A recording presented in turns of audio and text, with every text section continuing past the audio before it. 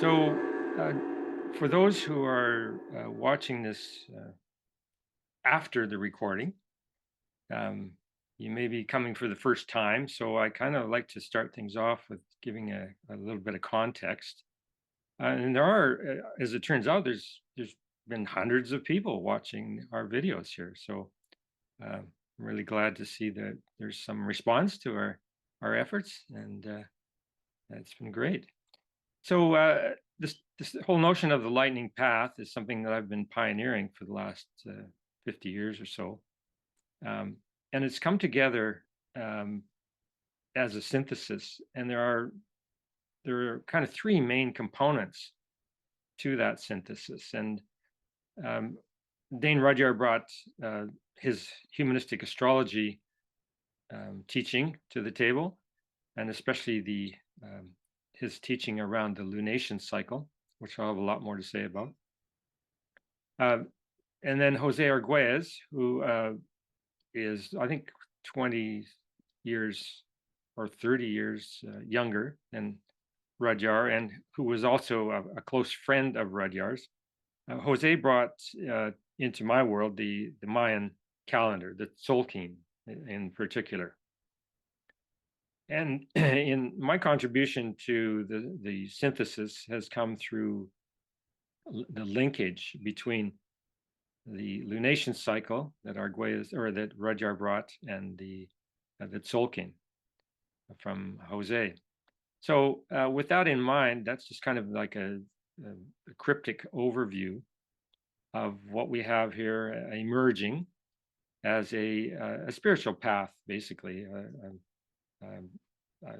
And which involves it's a humanistic astrology in service to mythology, and specifically the mythology of the feathered serpent out of Mesoamerica.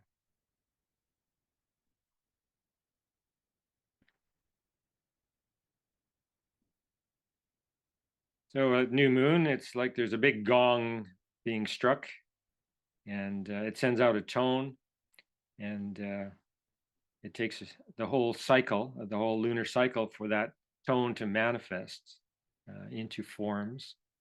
And in an attempt to circumscribe and convey the totality of the synthesis, this is a latest attempt at that on my part. I'm trying to, get the concise overview in one or two paragraphs. So consider this to be still a work in progress. The lightning path. Through its consolidation of a novel spiritual practice grounded in some of the most ancient and enduring symbolic systems of humanity, the lightning path heralds the emergence of a new universal human. Synchronized to the 84-year orbit of planet Uranus, lightning path practitioners engage in a novel form of attunement to the ancient Mesoamerican calendar known to the Maya as the Tzolkin. At each new moon, the calendar presents for contemplation the Tzolkin number and hieroglyph specifically relevant to that stage of the overarching journey. Additionally, this quest for meaning looks to the 7 chakras of the human light body for time-specific guidance regarding the cultivation of spiritual powers attributed to those chakras. This practice is further deepened through astrological reference to the ancient Chinese Book of Changes, also known as the I Ching. Collectively unified as a tribe and creatively empowered through synchronous attunement to the lightning path calendar, persons treading the path are simultaneously honored as self-empowered individuals, each with his or her own unique destiny. A clear example of unity and diversity in action.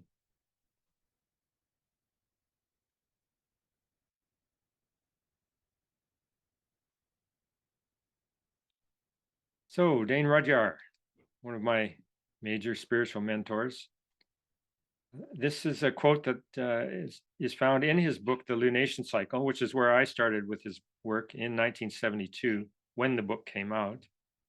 And he gives a kind of an overview himself of the work that's at hand. Under the title Man's Work, this is man's work. The sun releases his spiritual emanation at the new moon. But this creative word is not directly usable by human collectivities. It is not a concrete structure. It is only a vibration, a rhythmic impulse, a tone.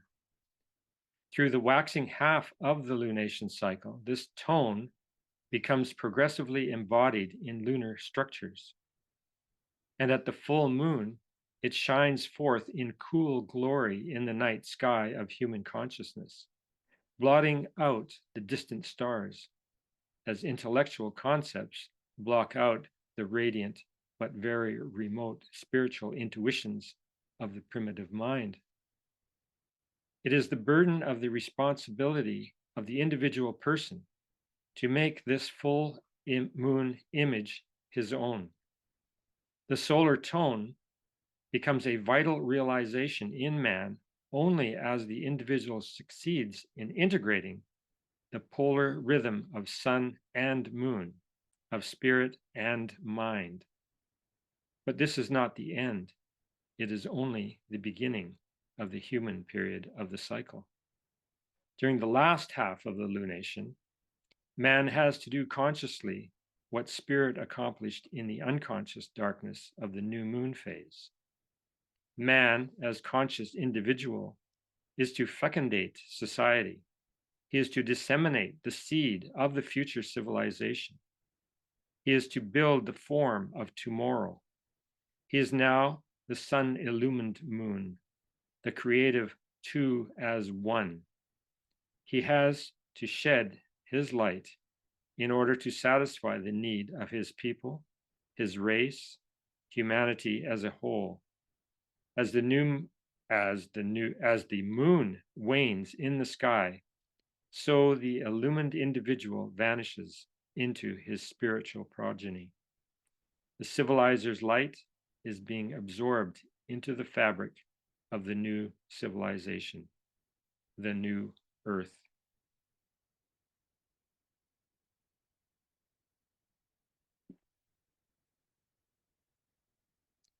So Rudyard pioneered a humanistic and eventually a transpersonal astrology that really lays out a very practical symbolic language. Practical in that it allows us to locate and work with specific, we'll say, powers of consciousness. Each of the planets represents one of those powers. And as he sees it, the highest purpose of astrology is to provide the individual human being with a knowledge of how best to act so that the closed center of the ego may open up to the power of his or her inherent destiny or dharma. So that's from a quote from his book, From Humanistic to Transpersonal Astrology, which came out in 1975. So he really, in the modern era, has pioneered a kind of astrology that it certainly picks up on the work of Carl Jung, who I think 20 or 30 years Rudyard Sr. Really laid the foundation for a whole new relationship to the human psyche and made certain functions very clear and enabled practitioners to really work with people in a healing modality. Now with Rudyard, we have this polarity of ego and dharma. And he circumscribes the ego with the orbit of Saturn. So from the sun out to Saturn, we have essentially the conventional, at least in the early days of in the 70s when Rudyard was writing this, we have the sun sign astrology, essentially. So the kind of astrology that showed up in newspapers and little columns in magazines and so on, as opposed to a much more robust person-centered astrology, which is what Rudyard and a few others have pioneered.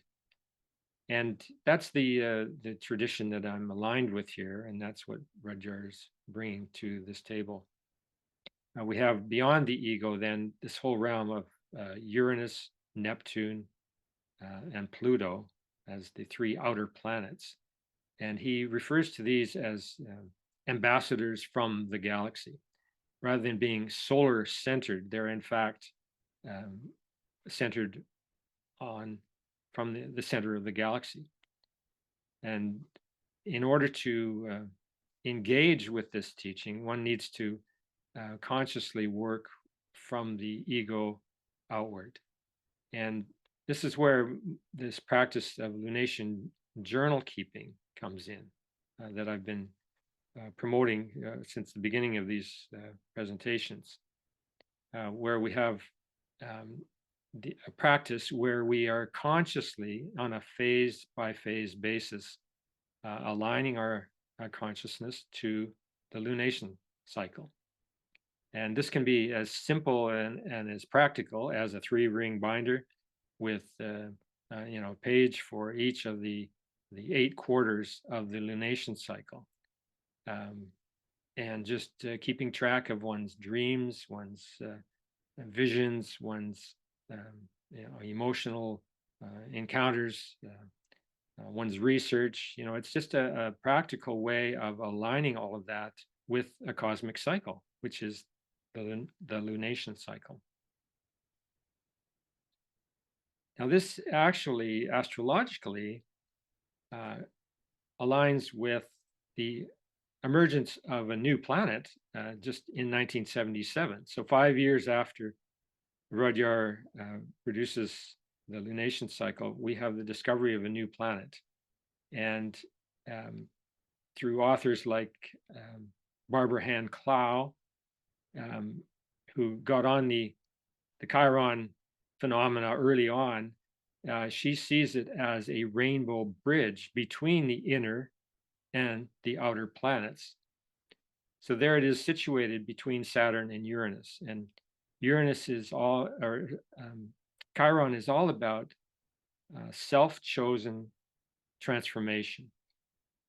It's rather than proceeding in one's life and experiencing inevitable calamities of Uranian proportion, it's a choice to proceed with the conscious self-activation of a transformed psyche.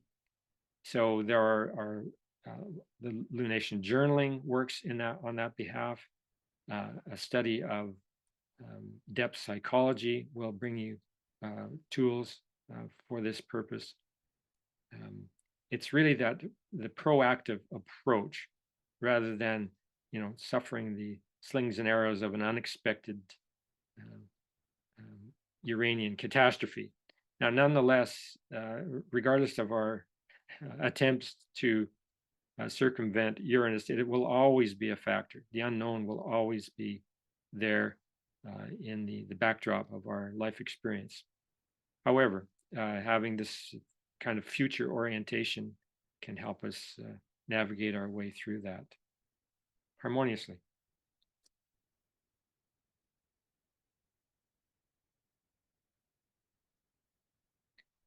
So the lunation cycle, as Rudyard says, lunation cycle should be the very foundation of any astrological interpretation of personality, as well as of health and happiness or ease of function. Thus, the fact that a person is born at one phase or another of this solely lunar cycle conditions and often determines his typical character. It defines the person's fundamental nature. So this is a notion then that depending on which of these 8 sectors of the lunation cycle we're born, um, what's there for us is an knowledge about our fundamental nature when we get down to this basic level of sun moon. This is like the primordial foundation of any astrological work. And in my personal experience, it has proven to be very helpful. The lunation birthday. A simple look at the moon in the night sky can tell us whether it has reached the same of 8 discernible phases as the one at the moment of our birth. That is to say, our lunation birthday can be a matter of concrete, simple, and repeated experience every month. This allows us to feel frequently our attunement to the great rhythm of life, to resonate consciously every month to that aspect of the solar-lunar relationship which is imprinted indelibly upon the electromagnetic field of our total psychosomatic being. So that, in a nutshell, is the core energetic that we're dealing with here when we're dealing with the lunation birthday. And I have made it a practice to consciously, to be ready for a direct experience of the moon phase every month during my lunation birthday. I'm born 5 days after the new moon, so it's a reference point that I generally am aware of, and that I'm fed by, in a sense. Now, for your interest, and if you want to explore this a little further, there's a couple of websites. This one is probably the simplest. Free online moon phase calculator, available at moonpage.com. Determine the phase of the moon for any date by filling out the data entry form as pictured below and hitting find phase. So that's what I did here, February 3rd, 49, and find phase, and there you go. I'm a waxing crescent. And if I want to do that for anyone else, all you need are basically your day, year, month of birth, and birth time, if possible. Otherwise, if you don't have an exact birth time, you can just go with noon on the day, and that hits it pretty close. This is another. Let's see. I don't see the address on here, but I think maybe it's in the next panel. Anyway, another moon phase calculator, and I'm sorry I don't have maybe let's go here. Yes, astroseek.com. This is a great website for astrologers. Many tools there. It's all free, and this is the kind of readout they give you for once you determined your moon phase. So not only does it tell you the phase, but it also tells you the sign your moon is in. But very interestingly, for those of you wanting to kind of peel back to the next level of this lunation cycle teaching, you will want to determine this exact degree of your phase. And conveniently, they provide it here. So my birth phase exactly is 63 degrees, 36 minutes. Now, in either the next presentation or a couple past that, we'll be sharing with you a much more specific, or very specific linkage between your birth phase and the I Ching. And we will be deriving what we call the lunation birthday hexagram, which is once again something beyond the sun sign astrology of the past. So a couple of examples, lunation birthday exemplars. We have Rudyard himself. Oh, I'm sorry, we have myself. Rudyard uses this term fundamental nature. The lunation cycle, once again, I guess I already shared this, but lunation cycle should be the very foundation of any astrological interpretation of personality, as well as of health, happiness, or ease of function. So whatever phase you're born at, there's an indelible electromagnetic imprint, we'll say. And there's mine, waxing crescent. Expansion is a key word for the sector of the sector of the eightfold lunation cycle mandala that I'm born in. So there's your sprout down at the bottom. Keywords: dynamic impetus, expansion, challenge from outside, basically. So if you're a waxing crescent, you're here to bring in the new, or some vector of intention to, bring into form some idea that someone like Rudyard might have seeded into the cosmic humanity.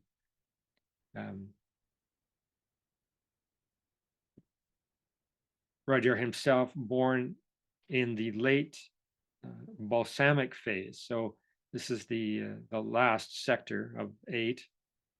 Commitment to future, return to subjectivity.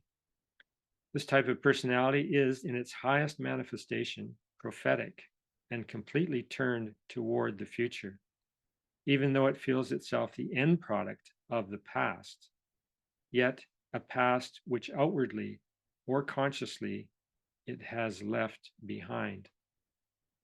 Well, if you know anything about Rudyard, you'll agree, I'm sure, that this really describes an essential aspect of his character. Commitment to future. He,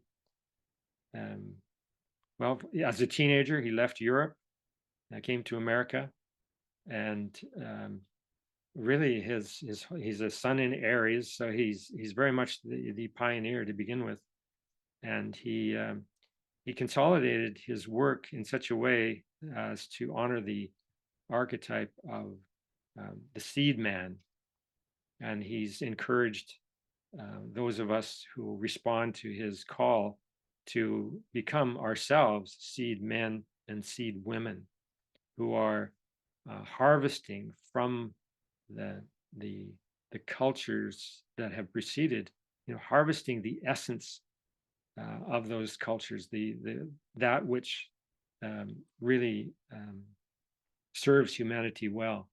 Ideally, that's what the harvest is about. It's about bringing into form, into concentrated form, the knowledge and the tools of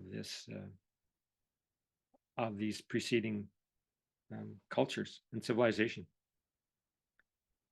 If you are interested in researching the lunation birthday in different people's charts, I highly recommend the chaldea.com website, because in their chart gallery, which is several hundred lunation or charts, the lunation birthday or lunation type is indicated. So the arrow here, the yellow arrow at the bottom, is pointing over to the lunation type, which in this case is the balsamic.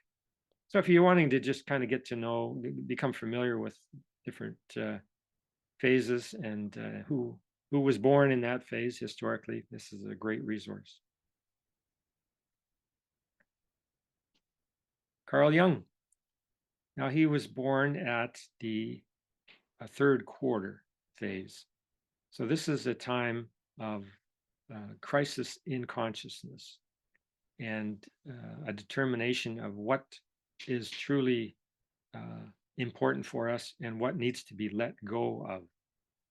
And it could be as simple as letting go of a particular attitude towards someone or toward one's life. or it could be letting go of a whole group of people who we no longer feel we resonate with. But that is the emphasis, is a reorientation, from what was towards what is on the distant horizon. And there we go, lunation type, third quarter. Now, again, at chaldea.com, there is an article, Your Lunation Birthday by Rudyard. And when we look to that site or that page for description of the last quarter type, we get this. You belong to the last quarter type if you were born 22 days after a new moon, or 7 days before the next, or about 7 to 11 days after the full moon.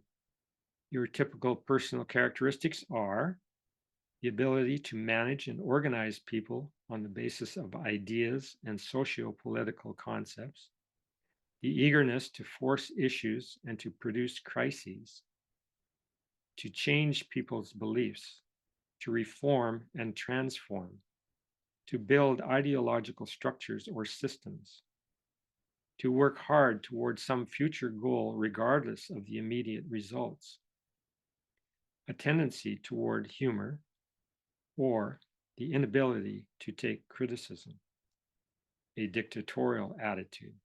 So some of the shadow associated with this type. And here we have typical examples: Gandhi, Annie Besant of Theosophical fame, Lenin, Trotsky, Mussolini, George Washington, George Bernard Shaw, and Victor Hugo. So I looked at all of these and I thought, wow, why has Rudyard not included Carl Jung in there? I mean, what's with that? He seems to be a very typical example. Well, then I shortly thereafter came across an honoring of Jung, penned by Rudyard, and I'll just share that. Jung's psychology goes to the roots of the problem of human life and heralds a new era of psychological and philosophical understanding.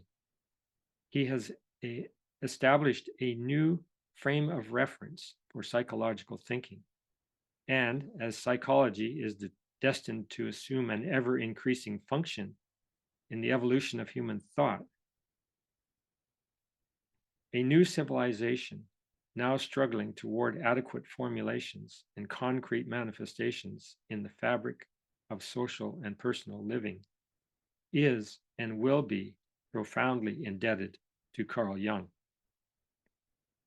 So that was satisfying to me. There was Rudyard totally acknowledging Jung for his work, and I think you'll agree that in many respects he really manifests the qualities of this particular last quarter type.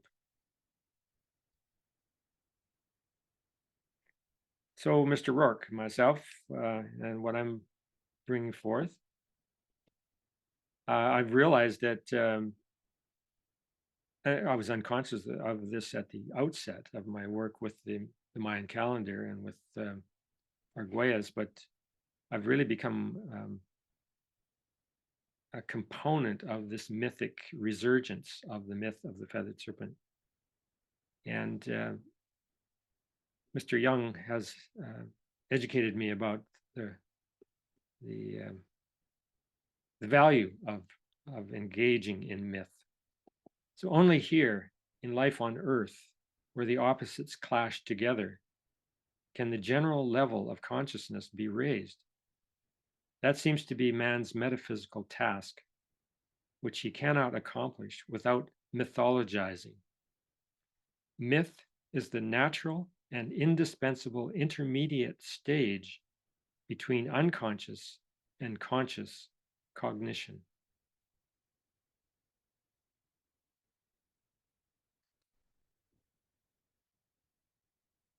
So the intermediate stage between conscious and unconscious to me looks a lot like that Chiron zone between Saturn and Uranus.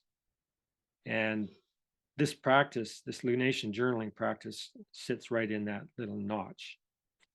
And it can facilitate this bridging, as I was saying earlier, the choice to self-transform. And there is available on my website, and this link will take you to it, a free download just of the basic template of a journal, as you see in the image here. That would be like a basic minimum, but even at that, you don't need that. You could have a small diary. I like the 8.5 by 11 3-ring binder size because I tend to use the copy machine a lot in my research, so very handy for that. James Hillman, and unfortunately, I have a blockage in front of the text at the top, but he's saying that the myths provide an invisible background to our life experience, and that it just kind of is a catalyst to our imagining, our questioning, our going deeper. So it's a large structure in the consciousness of humanity, and these large structures, ancient structures, are there if we are receptive and prepared to do some form of practice to engage. So there's me from 1972 to 1986, engaged in a lunation journal practice. And then all of a sudden, it was a kaboom that transported me into a much broader frame of reference. And what the basic core of that was that I was changing level from a day-to-day determination of the flow to a moon cycle by moon cycle flow. And what this did was integrate me into the sequence of numbers and hieroglyphs inherent in the Tzolkin. And this became a readout over, ever since. I've been consciously aware of each sector of that flow as it changes at new moon. And it's like adopting new spectacles at the new moon and looking at life in kind of a new way. And it's I would call it a ritual calendar, essentially, in that we are being provided with concise archetypal symbols, and certain qualities are associated with those symbols and then with the 13 numbers. And it's up to us as creative individuals to somehow draw inspiration from those symbols and numbers and bring into form new objects of consciousness, new creations, to create the new civilization. And this is the ongoing path of the feathered serpent. The myth of the eternal return is inherent here.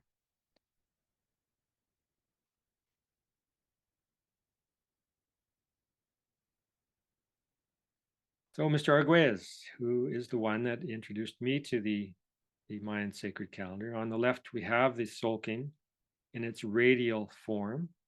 There's many different ways to express the content of the Tzolkin. This is the radial form. And on the right is a page from a large, oversized book that came out in, once again, 1972. And it had postings from Arguez and from Rudyard in the same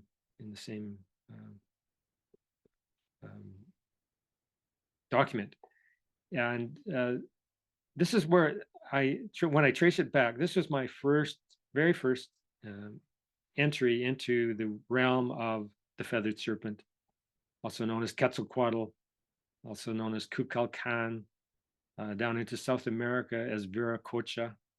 This is a very universal archetype, which is always present in the background. And this quote is from that. I am Quetzalcoatl. I am the star serpent. I am the dream of man soaring in eternal flight. I am thy soul, O brother. I am the love that guides the light.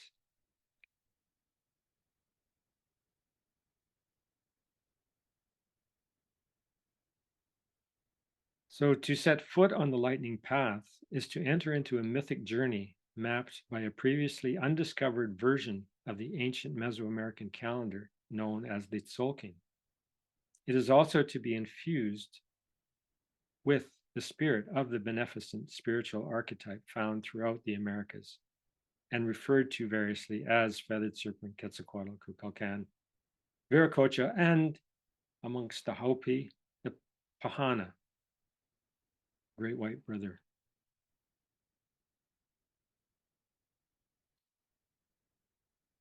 Now, the Mayan oracle came out in, I believe, 1986 or 1987, and it has been the foundation of much of my practice because it has really brought the symbology of the whole Tzolkin phenomena to a very precise presentation that we can draw upon for inspiration. And this is what they have to say. This is Ariel Spilsbury and Michael Brenner. And this is what they have to say about the Tzolkin. Its glyphs are a collection of ancient symbols encoded with symbolic messages. Together, these messages constitute what can be called a galactic language of light. By allowing this language to permeate your mind-body system, you can activate and promote the cellular restructuring necessary to create and nourish your light body, the spirit body that is crafted within and permeates your physical form. As your light body becomes activated, more and more of your decisions are made in alignment with spirit. Eventually, as your vibration rises and you fully awaken, you can actually ascend into other dimensions. You can even take your physical body with you on this journey into the cosmos.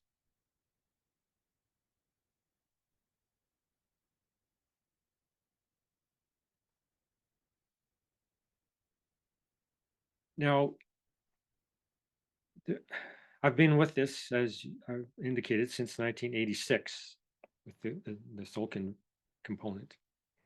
And what I'm about to share is an anecdote from my experience of the symbolism and of what was happening in the outer world. So the symbolism of the sacred Tzolkin calendar flow, the lightning path reference here. There came the time of the Gulf War in 1991. So I'm 5 years into this process of tracking my connection to the Tzolkin and to the symbols. I have become aware of this notion of the temples, that each group of 13 numbers and hieroglyphs constitutes a temple of the imagination. And with the Gulf War coming on, I was really oppressed by it. I previously had been very oppressed by the Vietnam War and what that was doing to society. And now along came the Gulf War, and I'm exploring my artistry, and I have the knowledge that the timing of the of the war relates directly to the symbolism that I'm working with. And how so? Well, Operation Instant Thunder. This was one of the Operation Instant Thunder was the preliminary name given to a planned airstrike by the United States during the Gulf War. And then as we see down further, the name is a nod to Operation Rolling Thunder, a joint American-South Vietnamese bombing campaign in the Vietnam War. So there's a linkage to the Vietnam War in these two operations. Well, at that particular time, I was really upset. I felt helpless to be able to do anything in an outer world kind of way. But it occurred to me that I just needed to dive deeper into my inner work and through my artistry. And that's exactly what I did. This whole notion of the surgical strike, it just drove me crazy. I was so incensed by it, just that terminology. It just animated me. It also animated George Carlin to make this statement about things. The phrase surgical strike might be more acceptable if it were common practice to perform surgery with high explosives. Yes. There is the painting that I created in response to what was happening to me and to the rest of us during that time. That was a time of destruction and chaos. And meanwhile, in my inner life, I'm experiencing this sense of a strong spiritual presence, a really significant body of knowledge and wisdom that was available through these symbols. And most significantly, I was aware of having been born in the temple of thunder, and that was the moon cycle that was up at the time, or I was in the temple of the feathered, or of thunder, at the exact time of Operation Distant Thunder. Okay, but the really riveting experience I had at the time had to do with my sense that I was receiving information from a 7-leveled pyramid in Mexico. That was my experience. And I shared that with the people close to me at the time. I said, I don't know if there is one, but I feel certain that there is a 7-leveled pyramid. And I'm somehow picking up on this. Well, it turns out that in El Tajín, Mexico, in a pyramid called the Pyramid of the Niches, a 7-leveled pyramid that has 365 niches. You can see it on the right here. This is a very real, concrete phenomenon. So there I am, living in Bragg Creek, in the woods of Bragg Creek, west of Calgary, and I'm having this resonant encounter with this pyramid on the right in El Tajín. So we're 4,300 kilometers, and I'm having this resounding experience of resonance, and it's empowering me. It's telling me there is light, and there is knowledge that counteracts this death and destruction that you're witnessing in the outer world. So just to locate El Tajín chronologically, there we see the red arrow, AD 550 to 1100. So That's what we're going back to ancestors from that time. So in this last couple of weeks, as I've been researching, I came across this image and the article that goes with, and I was just astounded.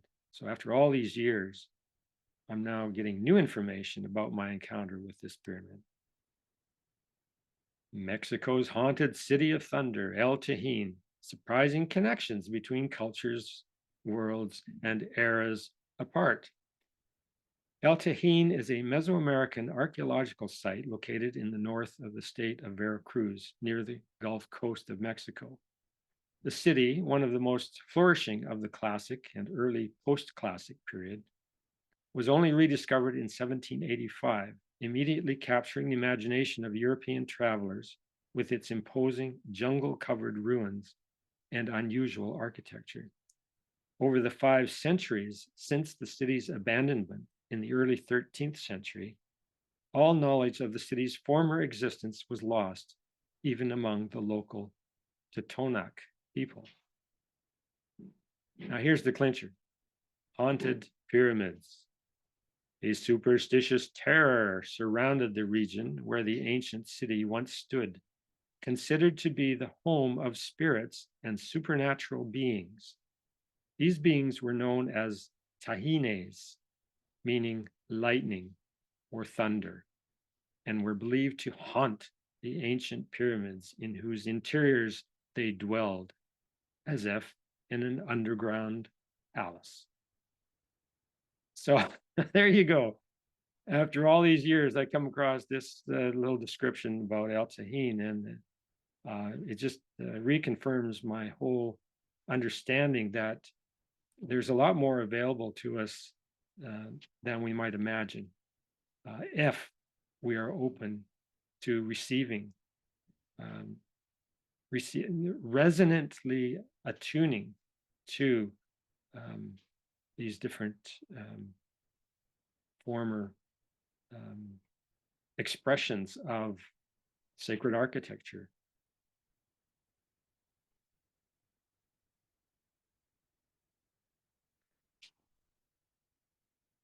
So where are we now in relation to the lightning path calendar? When I came across this particular image, I really resonated with it. To me, this is what new moon feels like. It's just this charge of potential, and it can go off in every direction. And it's about being open to receiving. If we receive the guidance that's inherent in the symbols, we're on the right path, as far as I'm concerned so far. Always prepared to update my beliefs, but this is what's up for the moment. And in terms of the calendar, this gives us a complete overview of the 84-year cycle within which, sorry.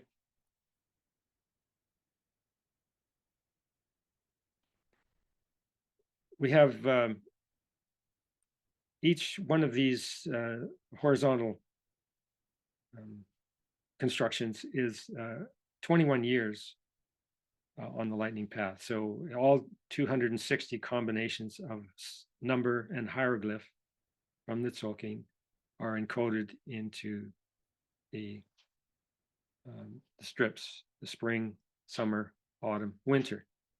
So if we take the 1986 starting point, which is when I caught the vision of this realm, and in fact, kind of was transported into this domain of consciousness. That was in 1986, and just I've indicated this before, but I'll say it again. At that very moment, we had Voyager 2 passing by Uranus and sending back photos of Uranus that had never before been taken, showing us, this all kinds of new aspects of Uranus and its orbit, its its moons, its rings. All of this was new. And at the same time, just to add an exclamation point, we have Halley's Comet swinging by. So this was a very momentous time, really, in terms of humanity as a whole. We're pushing beyond in outer space. We're into a whole new territory, and there I am in my inner work, also expanding and exploring. So entering the spring quadrant in 1986, we're now in the summer quadrant, and Mr. Natural points it out. So there we are. We're at the there's a close-up now. We're entering the second moon cycle of the temple of the breath of spirit. So having come through and into this domain, we've come through the cosmic gateway. And our last month's presentation really showed that, showed the connection that we had to our Carl Jung, who was very much woven into the symbology.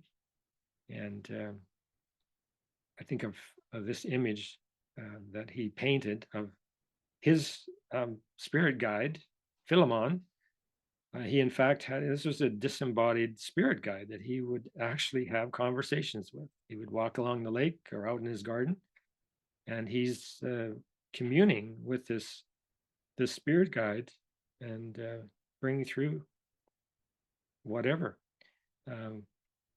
Most of the information, if you know Carl Jung, the red book of his contains images like this, him exploring the realm of his own unconscious and coming back with images and knowledge. So also new this month is at this particular address. If you go to thetinyurl.com, you'll find a listing of the previous or all the new moon Zoom calls that we've done. So I'll be consolidating them on that or at that site, and it has me wondering, what do we have in store past the 11th presentation, which is what I had committed to initially. So I'll be interested to hear some of your suggestions as to where things might go from there. But for the moment, we're moving from one Kib, cosmic force, to Kaban, also known as Earth Force. We're in the breath of spirit, which is all about your calling in life. Another way of looking at it, the 13 moons that we've, span of 13 moons that we're now in. There we have to the Kaban at the left. So 2, polarity. Looking to the Mayan Oracle for these keywords, polarity, loom of reality. This kind of speaks to the whole notion of the loom that is the Tzolkin, sacred twins. Just happens to be that my twin grandchildren are celebrating their 5th birthday today, which I'm very happy about. Cooperation, another keyword, relationship, dyadic relationship, polarity of male and female, duality, yin yang. So as we move into this cycle, these are qualities for us to ponder in relationship to our lives and to explore. We're pushing back the unconscious. We're making forays into the unconscious and thereby bringing new realms of consciousness into being. Through our artistry, perhaps. This is an image I created. I've done all 20 using Photoshop, and this is not too far from here, up what's called Dead Man Valley. There's this prominence of stone that is really quite intriguing. Earth force is very much apparent here. So again, keywords: earth force, synchronicity, centeredness, synergy, galactic alignment, earthkeeper, fluid world resonance, clue tracking, crystal healing. So for anyone looking for inspiration, there's some threads to get started on.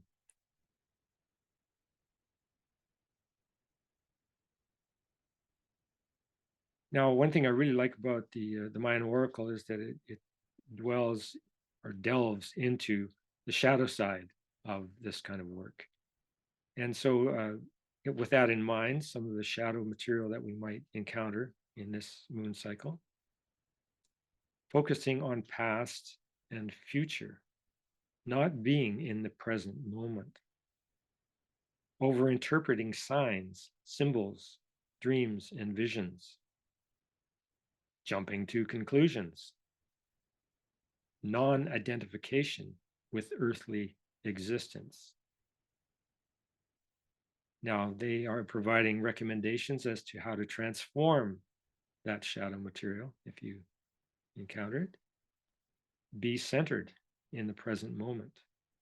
Observe without drawing conclusions.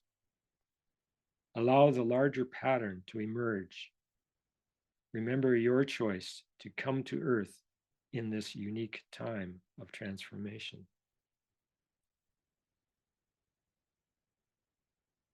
So just some things to ponder as we move ahead. Now, for every temple of 13 moons in the lightning path sequencing, we have an invocation of sovereignty. So this is my attempt to bring, some kind of verbal invocation forward for the qualities associated with each temple. And it turns out Mr. Arguelles is born in this temple, and I would term him an exemplar. And I'll just share the invocation. Temple of the Breath of Spirit, an invocation of sovereignty. I am a galactic conduit in communication with the divine. I am in resonance with the earth. I am a spiritual warrior in the hall of mirrors. I define the lightning path of ascension and release. Centered in cosmic consciousness, I see the source of life as myself. Inspiration from unseen forces empowers my spirit. Dreams carry me deep into the mystery of my soul. That soul is alive with the pulse of cosmic potential. Passionately, I seek to manifest that potential. I surrender my will to the will of the Creator. To the great work, I dedicate myself. To the great work, I show the way.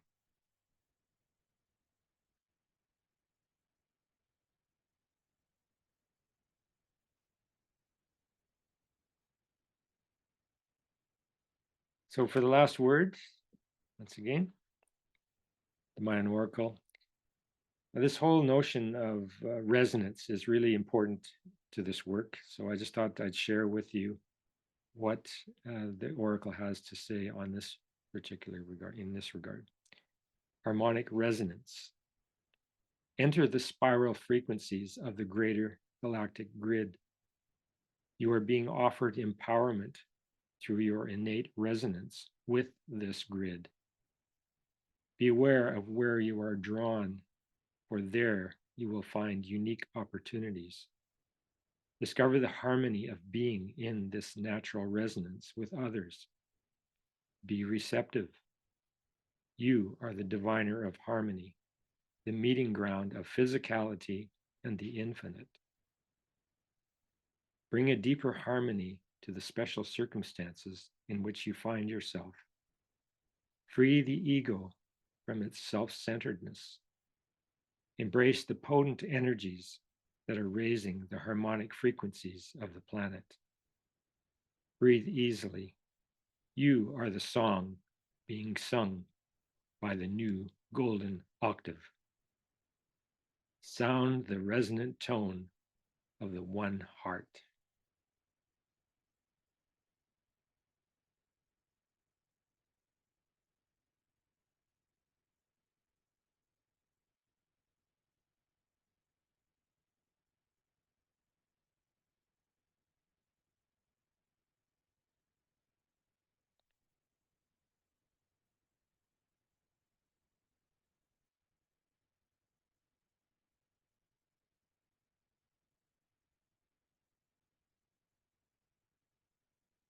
There we go.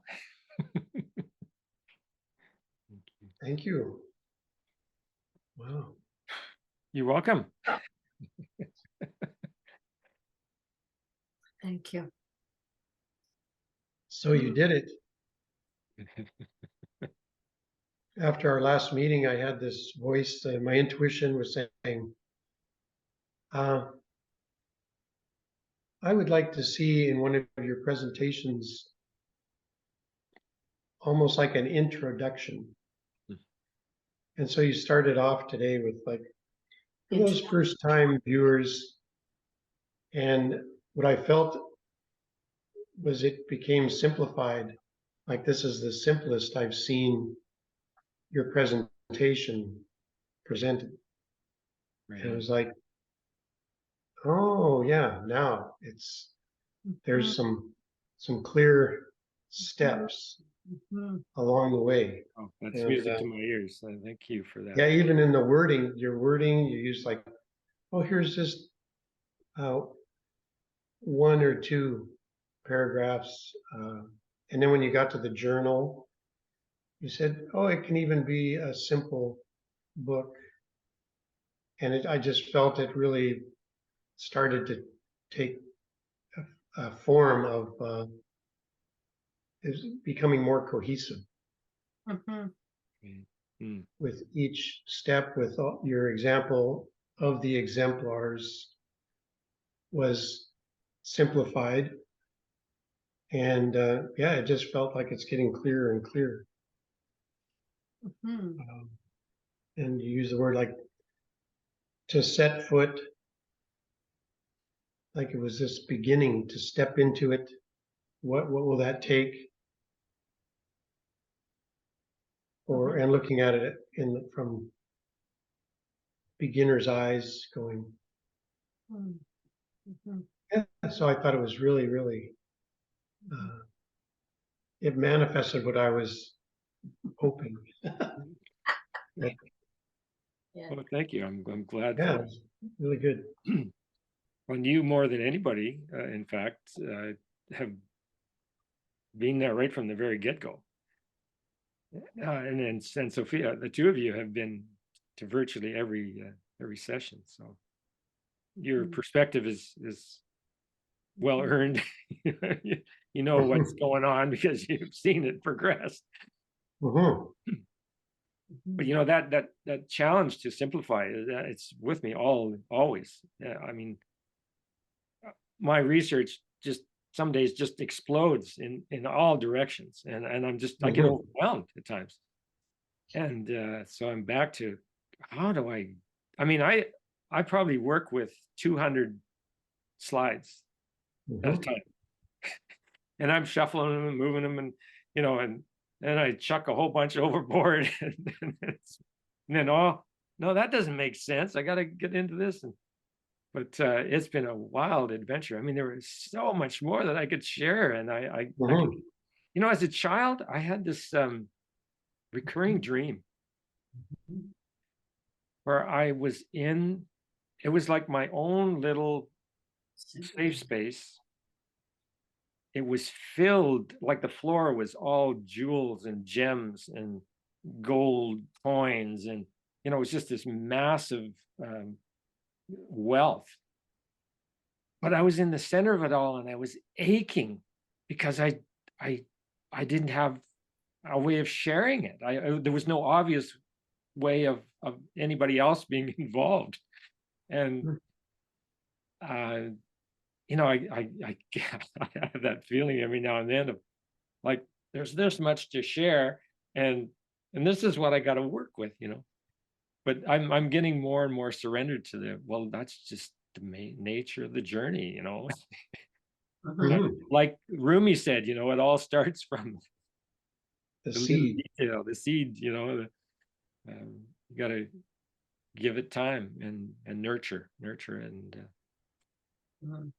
and when we look into the lunation birthday hexagram, which I mentioned earlier, that was a really significant step for me because it brought me information that addresses this very notion of the time it takes, and the hexagram that comes up for me is called the marrying maiden, or subordinate. So I've have to learn to be subordinate, that there's a cosmic order, and I'm not in charge of that big picture. And to the extent that I can just accept the limitations and live with them, and ultimately thrive with them, that's up to me to manifest. So it's been great to have that reference from the I Ching, because then of course there's more wisdom that flows with that. I don't know if you guys have had have any of you been associated with the I Ching as an oracle? Yeah. So you know what I'm talking about. Throwing a few coins. Yeah. Well, when you and there's not only the lunation birthday hexagram, but there's the whole, what I call the light body template. Basically what it does is it transposes your birth chart into the I Ching. So there's a different hexagram for each planet, for each factor in the chart. And this is like a homunculus that Jung worked with, kind of an image grounded or manifest into form of the psyche, of the core of the psyche. Like Jung had his little carving that he did of a person. If you've read his Memories, Dreams, and Reflections, and he hid it away up in the attic somewhere. And it was so important to him that he had this thing that was his and his only. Nobody else had access to it. Nobody else knew about it. That was really a significant component for him in his healing. Kind of lost my thread there. Sorry. Well, I'm finding in that you showed and mentioned a lot of chaos. And as I said earlier, that I had that, just allow the chaos to be. And then what comes up for me when you're talking about this lunation birth moon,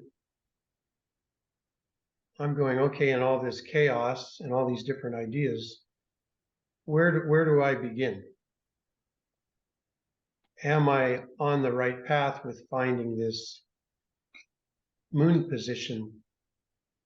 So for me, I need to hear it concise or easy to step into.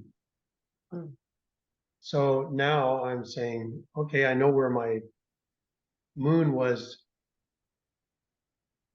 or located at my time of birth under my sun sign.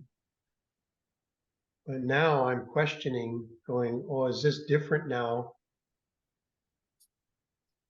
Where I have to go from this, where the new moon was at my birth and around. So now I'm uncertain. And of course, there's the calculations that I can now find on the website to help me clarify, did I do it? Did I find it? Right. And So that to me gets to the point of simplification for me to start to find it. Because like you say, there's vast knowledge once I get through the door Right on. and I find it. And then, oh, where is it positioned? What does that mean? Where do I go from there? But like the introduction, uh, for me anyway, the simpler it is to comprehend going initially, um, then it opens up that whole universe. But you're so clear in the tying together of Rudyard and our Goyas and yourself this time. It was really it was really clear, and I was sensing as I'm hearing it, whoa, there's so much more. But I'm getting the basics, Right on. and then to see what you've created in those invocations in that work, that just shows how much effort and how much it means to you that you've put into it. That shows, but it's just presented to me today very, very clearly and simply. So thank you. My pleasure. Thank you. It really helps me launch into the new cycle, knowing where you're at, and how I might bring what I have here into that place where you get it. So the more that you guys let me know what hasn't worked for you yet, or what you feel you need to know more of, that I want to hear from you. The same goes for those folks who are watching this, on YouTube later on. Make your comments. Send me an email. I'm here to serve, basically, what it amounts to. Now, as you're talking, Steve, I'm starting to see an infographic. This would be a form, where it's very graphic and a flow chart. I think it's possible. I'll work on it. Just the how-to, for beginners, Yeah. and go from there. Yeah. Because Well, it takes a while just to get used to the language. Oh yeah. Mm-hmm. Uh, Mm-hmm.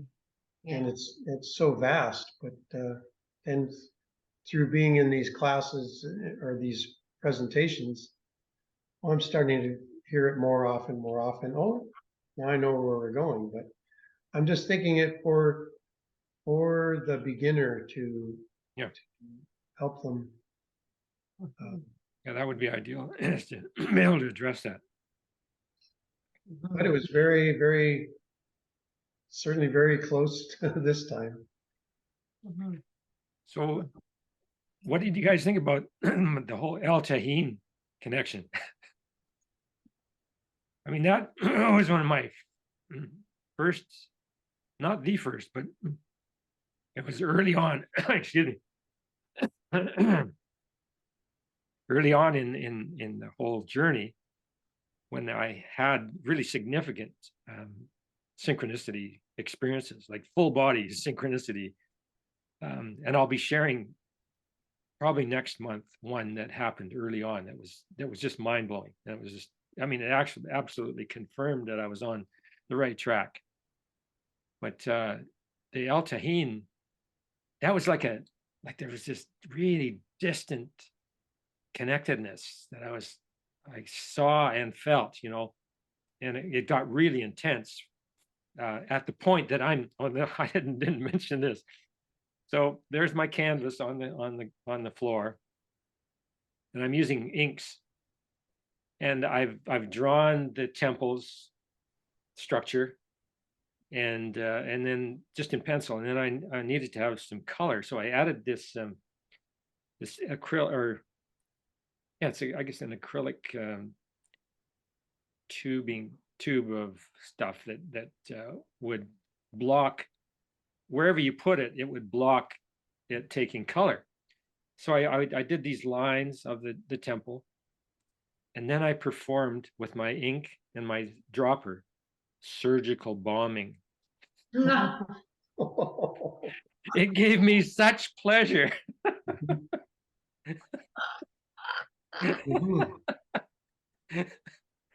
Yeah.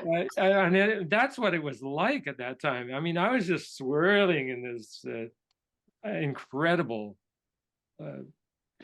span of experience, you know, and it really was remarkable, you know, to now come back after what, 20, 30 years, and to get this new information about El Tahin, you know, and this whole thing, it's made me kind of check in with, well, pyramids in general, they're there vibrating a certain harmonic, and is that where what we need to do is just to kind of tune in and start to, you know, invite the connection? Is that what this resonant pathway kind of feature is about? Kind of seems that way to me. And maybe it takes a few threads from, you know, like images of the pyramid that you're wanting to tune into, or, you know, is that how we do it? I don't know. It's open for exploration and adventure. But I'm a walk and talk and, you know, example of somebody. I have experienced that, you know, no question in my mind. It was real. Well, I want to commend you that your surgical bombing wasn't harmful. So you created a new type of surgical bombing. I did. Very satisfying. Mhm. And I enjoy seeing George Carlin coming into the. Yeah. He is one of our favorite comedians, Oh yeah, isn't he? and I'm just looking at all the different names what comes, you know, and I say that there was maybe a time when I didn't know too much about Rudyard, but I definitely resonated with Young or resonated with mandalas, Jose, I resonated with the I Ching, and watching your presentation, I'm seeing, oh, so there is these other elements, you know, like Roger came in, and you came in, and now George Carlin came in. So it is just, I am really seeing this enriching, you know, enrichment, and I, I feel that sensation when I do my research and I just go out far out, and I really have to discipline, you know, like the discipline saying, wow, this is getting too big, too much. So let's just drop back to the center and start again. And when you were asking of what can we do on the end of the 11 session, you know, it kind of feeling that maybe this 11 session is kind of a basic foundation, and then maybe a new 11 we can have more detail, or just maybe focus on some specific subject. Yeah. Mm-hmm. Yeah. That's an idea. Mm-hmm. Mm-hmm. Well, as a beginner, I want to say thank you so much for this presentation, because as you were saying, it gave me a foundation, so that suddenly things that I wasn't sure I was following before in previous sessions, all of a sudden everything just goes click, click, click, and it's totally a great foundation to start from. now I know where to start from. And then from that little center point, oh my goodness, there's so many places to go with all of this, right?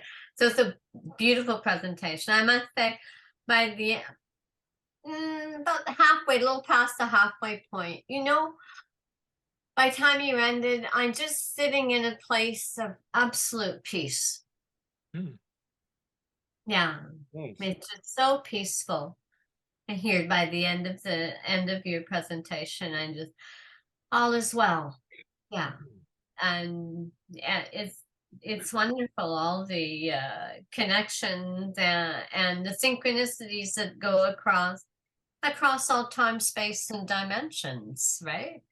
Right on. That the knowledge is always there for us. And when you were talking about Jung, and the other night I was watching Murdoch Mysteries. I don't know if anybody else watches them or not. Okay, it's a CBC show. Detectives set in turn of the, well,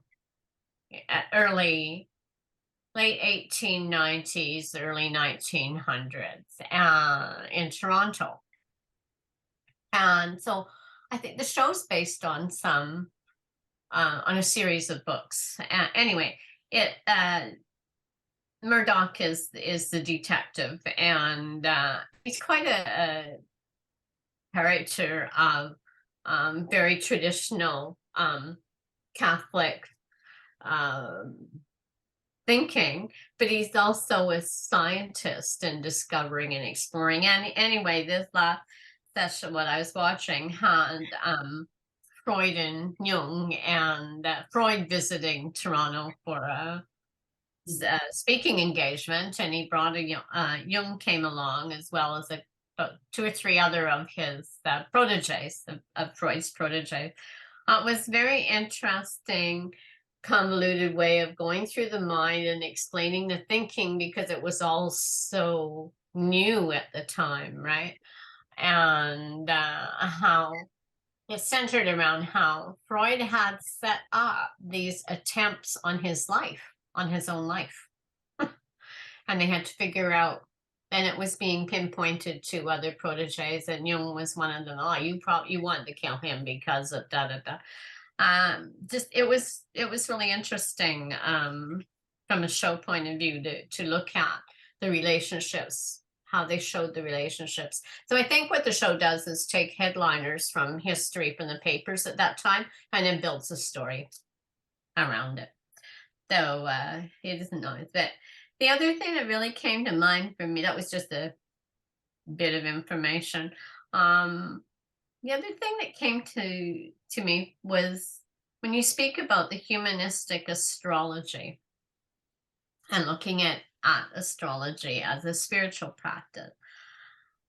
And I'm going, oh, that connects. Says I like the word humanistic astrology, because for me, when I learned about tarot is a spiritual path. It's not about forecasting. It's not about telling the future. It's a spiritual path that you have the cards give you messages, learn. They're invitations to learn more about yourself. And I thought, oh, that's, for me, that made a personal connection. And it's humanistic tarot, because if I do a reading, I'm not telling you anything. I'll ask you more questions about what you think of the cards, and then information I will give you, because it's an opportunity for someone else to learn about themselves. So it sits true for me. Yeah, but certainly this presentation really gives me a good foundation, and I understand a lot more, and have a clearer picture of what it's all about. So my new moon today is about planting a seed. And so that's what I'll do tonight, is plant a seed in my circle. Yeah. It'll be about sketching. Yeah, so thank you so much for sharing all this. I look forward to the next one, see where you're gonna go. Yeah. Thank you, Shirley. Yeah. Appreciate it. Mm. Yeah. I enjoy learning about the Chiron.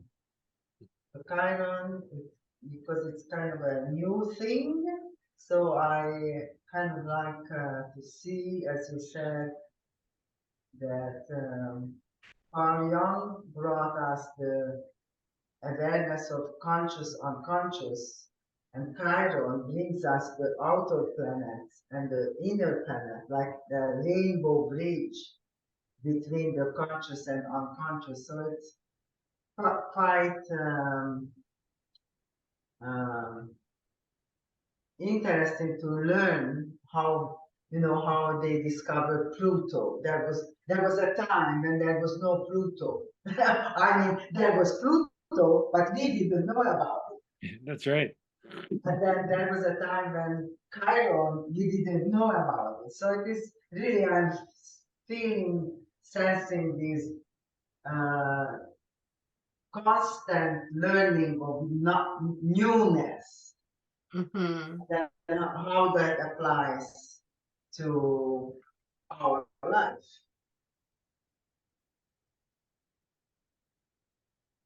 Mm-hmm. Mm-hmm. I have created a presentation around Chiron, and in doing that, I realized that Chiron plays big in Rudyard's chart, and that seemed quite right to me. It seemed like he was a modern incarnation of that archetype. He really everything I've learned about Chiron could be applied to him, and yeah, the timing and all. He was already rolling by the time Chiron was actually discovered, but so much of his writing came after that discovery. That was 1930. So um, he lived to be 90, and very interesting profile of his life. I've done there's a whole body of tools that come with the lunation cycle, and it's called the progressed lunation cycle. So it's a moving indicator of how the sun and moon are playing, sun, moon, and earth, that dynamic over the course of consecutive 30-year cycles.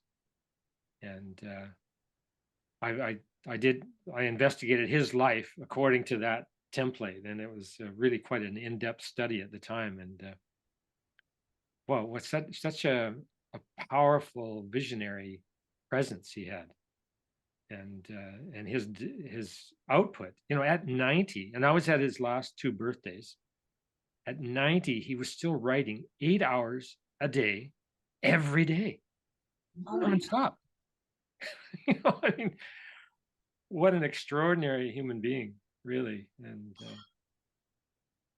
And to see how, and in the terminology we get, early Rudyard, and you get a lot of kind of out of the theosophical jargon, and then over time you see there's a change, and he kind of updates it, and the next thing he's talking about the latest psychological teacher, and he really encompassed a broad swath of consciousness, modern and ancient. And I really have a deep,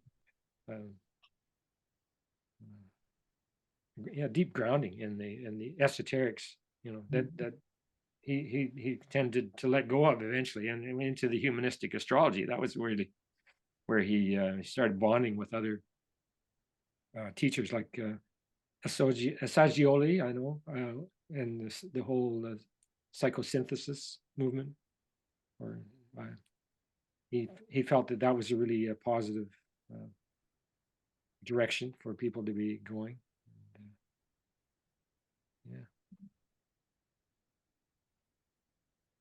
yeah. And I really I enjoyed the fact of his relationship with Rudyard being documented to some extent. I've been able to locate through Arguelles' writings, some of his later writings. His autobiography of a time traveler includes a fairly good section on his relationship with Arguelles at the time. So Arguelles and Rudyard actually living in the same abode for a stretch. And there was this transference. You know, he described, Arguelles talked about him. He basically received an empowerment from the Western mystical tradition, you know, their esoteric tradition. You know, on these long walks, they would go together. And must have been just an incredible time to have been around. And that was early on for Arguelles. He's still, you know, young college professor. And one of the founders of the first Earth, whole Earth, well, Earth Day, you know. He had initiated with his class a whole Earth festival, and it was totally timed in accordance with the first Earth Day, and so he's got quite the history as well. Just so many different streams of knowledge coming into his lap. Now, he in fact, Rudyard considered similar to Freud and Jung. So there's Rudyard, Freud, feeling that that Arguelles, Jung, is going to be his protege. You know, he's going to pass the torch over. And in both cases, it didn't go that way. No. You know, Jung, you know, signed off on being Freud's thing, and Arguelles the same. He decided that his allegiance had to go to Chogyam Trungpa, the Tibetan Lama, who really was a big phenomenon back in those days. So there was that's kind of when Rudyard and Arguelles not parted company. I mean, they remained, their friendship remained, but it just didn't play out as him being his protege. You know? So interesting dynamics. When you speak about Freud you know, hoping that he'd be able to, and Jung and that handing off information, and Freud's hope that, you know, Jung would carry on from him, and that didn't happen, right? And that's exactly what that show was trying to show.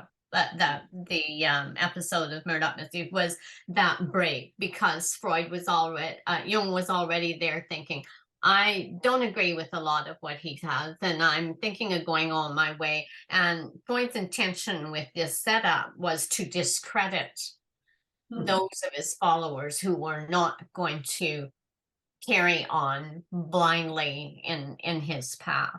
Yeah. Yeah, well, he claimed that Jung had a death wish on his life. You know? Yeah. Pretty heavy duty conversations. But that's what being a teacher is about, bringing something forward, is having the confidence to put it out there, and then let those that you shared it with move their own way, right? Absolutely. That brings us progress, I think. Yeah, that's the diversity factor, which I think is so important. You know, we get caught up in these social movements, and the individual just kind of gets shrunk down into nothing, you know, and that's a dead end as far as I'm concerned. Not good. But if we can keep that flourishing, well, Rudyard talks about the myth of the individual, you know, as being so important. You know, that we have to retain that integrity of the individual factor, because that's where the innovation comes. Yeah. Where the new insights come, you know. Yeah, that's true. Yeah. But then you had like you have a lineage in a sense though too, because there's Rudyard, Arguelles, and then you actually, did you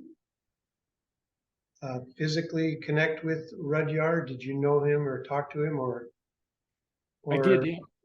I was at his last two birthdays, and there was a personal connection. I, in fact, when I look back on, I mean, I gave a salute to Rudyard, like a goodbye. And it was a poem that I'd written. And it basically was, I mean, I was seeing that I wasn't going to encounter him again in the flesh. I knew that. And it was like, it was apparent to me he was going to be gone in not too distant future. But along with that was a presentation of a crystal, a double terminated quartz crystal that I offered up to the group because there was a big, this was the final supper celebration. And people were standing up and giving their respects and so on. But there were so many of us, there was no way everybody was going to get in on it. So I offered up this crystal, which got passed around through the whole group. And I said, you know, crystals, you know, you can program them. You can put your message in that crystal. So out went the crystal. And I don't know, 3 weeks or a month after we got back, I received a wonderful letter from his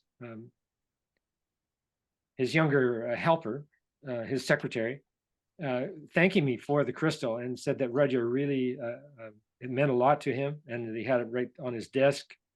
And it was, yeah, it was kind of a, that completed the loop, you know, just felt really closure with him, you know. Now with Arguelles, I was, when I started reading him in 1972, same as Rudyard. But in 86, we had The Earth Ascending come out. And that book, at the end of it, you're presented with the opportunity to join the Planet Art Network, you know, and to bring this whole vision forward. And I was on fire with it at that point. I was like, yeah, so I want to do that. And so what does it take to bring this guy to Calgary, you know? And I set out my intention. There was no way I could afford to fund anything like that. But I put out the intention. I started the networking group, which was the Synergy Breakfast. I don't know if you guys remember the Synergy Breakfast. Mm-hmm. Well, that initially started from this whole notion of needing some place to start dispensing this idea, you know, harmonic convergence in 1987. Well, that was still a long ways away. There was many moons of networking to happen. And matching my intention then came a gal who just happened to have an oil well in her backyard. She said, well, I'll just underwrite it for you. You know, just go ahead and do what you can, and don't worry about the money, you know. And of course, that's exactly what he did, and was able to bring to Calgary Jose and his wife, Lloydine. We had a 3-day Friday evening presentation downtown at the library. Saturday, we were out to Nakota Lodge, and we had a morning session, afternoon session, big lunch in the middle. And then on Sunday, we did a crystal planting at a friend's property out in Bright Creek. We used to go to the wide load, as we call it. And so that was a very full encounter. And they stayed, Jose and Lodine stayed in my place in Calgary, which was this old house on Electric Avenue, which, when I was saying earlier, I have some more stories about hexagrams and synchronicities. Well, there's a major one that about that house. So yeah, that was a great connection, because that was a really I remember him coming in the door, and he looked both ways in my room, and at that point I had my silversmithing bench. I had all kinds of rocks from my rock shop. I had drums and paintings, and it was like, he said, looks like an alchemist's workshop to me. Yeah. It really was. It was so great. And we had a good time with him. And Jose is the kind of guy, to know him is to love him. And he just to me, he was like a big, which aligns with his lunation birthday. He's born in the new moon sector, which is and sort of the adolescent, and this was him. To my way of seeing him, he was this big, brilliant adolescent with this vivacious energy and always like really attentive and did these amazing graphics. Of course he's there and I'm in his presence, and he's doing his journal, for the day.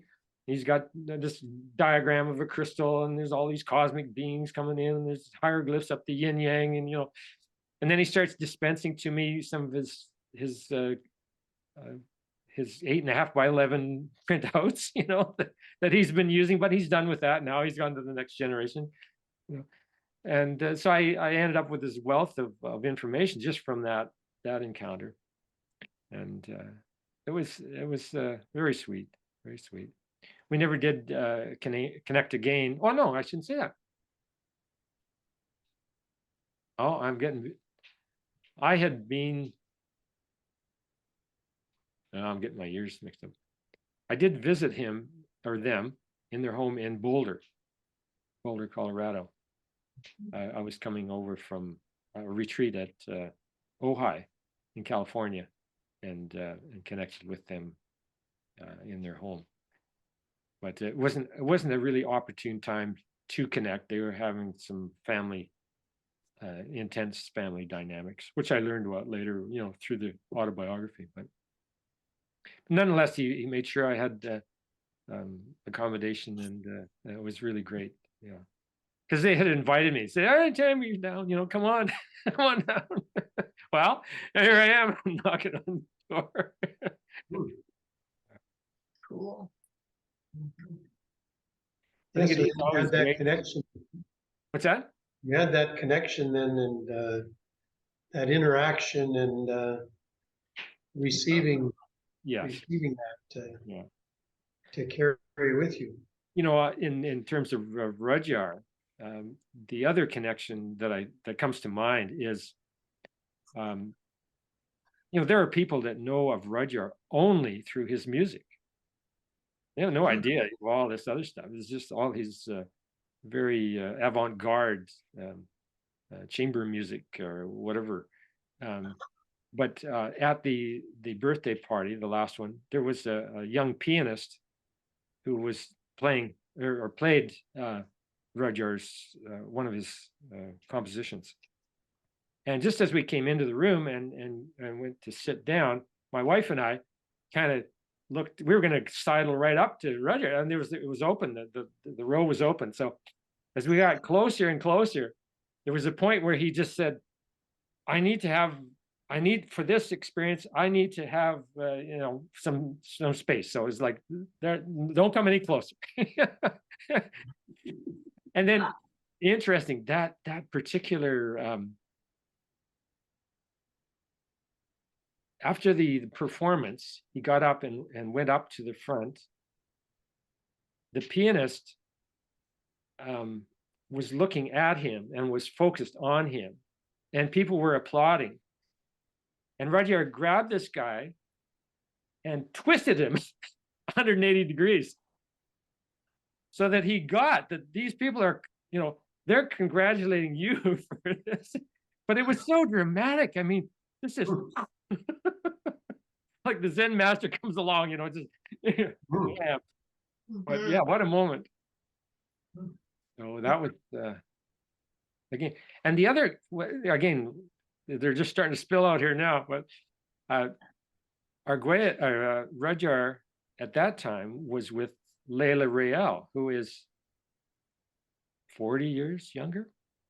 I don't know, 30 to 40 years, somewhere like that.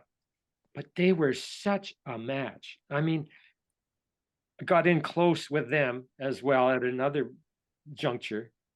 And to see, he was just like radiant. And she was just like so there and so supportive in every possible way. That's how it seemed. It just seemed like they had this match made in heaven. It was just like absolutely beautiful to witness and to connect with. So Yeah, thanks for calling up those old memories. Yeah, well, yeah, that, Thanks for sharing them. that lineage and carrying through. Yeah. Yes, Yeah, yeah, lineage is, it gives even more meaning to Mhm. what you're doing and Mhm. where it's come from, where that seed has come from yeah, and opened up into, and your final product. Well, not final product, but the product as it is right now. yeah, the never ending quest. Mhm. Yeah. Mhm. Mhm. Very good. So looks like we're a couple hours into it. It's usually where we shut her down. Yeah, thank Thank you. you. So much, you guys. I Thank so you. appreciate this. Have a wonderful, whatever you guys doing Yeah. for The this holiday. holiday, festive, New Year, New Moon, New Year, everything. More light. More now. light. Light, yeah, Yeah. onward and upward. Thank Okay, you so much. Thank you. thank you. Good Love you. blessing. Your work. Love you guys. Yep. Love you. Love you. Yeah, Bye-bye. bye-bye. Bye. See you. See you.